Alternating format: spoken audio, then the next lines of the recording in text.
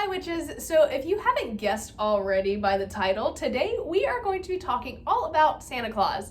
Now, I know we all know the guy, red suit, jolly laugh, love of cookies, and also really good at climbing up and down chimneys apparently. But where does this figure actually come from and why is he associated with Christmas? Like, he's a very non-religious figure who was not present at the birth of Christ. Like, he is nowhere in the Bible. So like, who is this guy? Where did he come from, and why do we associate him with Christmas? Well, this is a channel all about witchcraft and paganism, so we're going to be discussing the pagan origins of Santa Claus, one of the most beloved figures associated with Christmas. I know.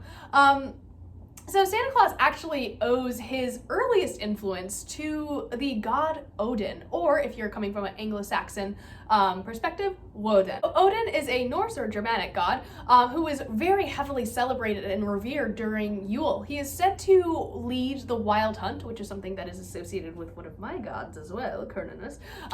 And he's said to have led this through the sky on Yule.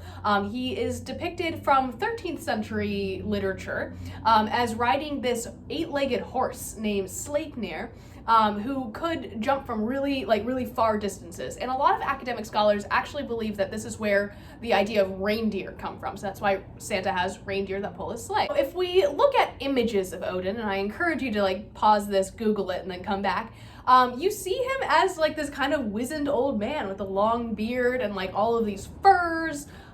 He also has like an eye patch, but that's a whole other story, and it's very interesting. So I really recommend that you look into him if you are interested in Norse paganism.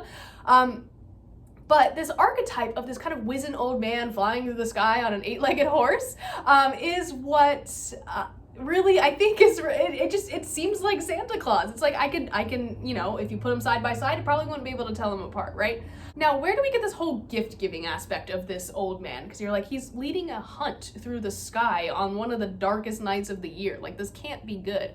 Well, during the wintertime, the children of this time would place their boots near the chimney, which is where, as we know, Santa Claus enters and exits houses, and they would leave little gifts in their boots, such as carrots or straw, anything that like a horse would like, for Sleipnir.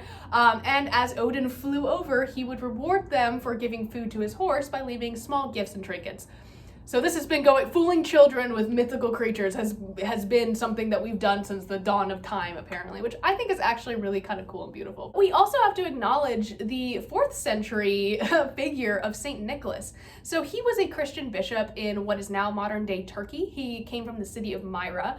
And he was specifically known for his generosity, where we really see Christianity starting to blend with some of those pagan origins. So we have this Christian figure, right, who has a feast day on December 6th, which we talked about in our Krampus episode. So when we see the rise of Christianity, we have to acknowledge the fact that Christians took a lot of, I don't know, liberty with some of their holidays, I think, and really kind of used pagan imagery to make it more enticing to the existing adherents to pagan faiths and to make it easier for them to become Christians, right? So I think that's really where we see this blending of Saint Nicholas, who is a Christian person who had his own feast day, who was worshipped by early Christians and early Catholics specifically, and this symbol of Odin. So it's easy to see how things are things that are have very close associations can be blended, right?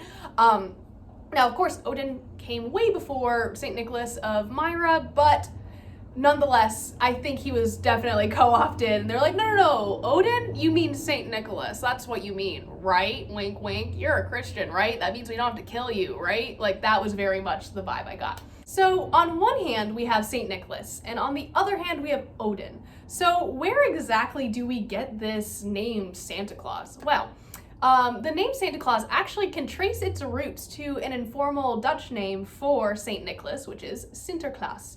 To any Dutch people or Dutch-speaking people, I'm so sorry. In addition to those two main figures and the Dutch name for Saint Nicholas, we really see pre-Christian Slavic influences, such as the Russian Ded Moroz, which is Grandfather Frost, or other depictions of Father Winter, Father Frost, integrated into the figure of Santa Claus.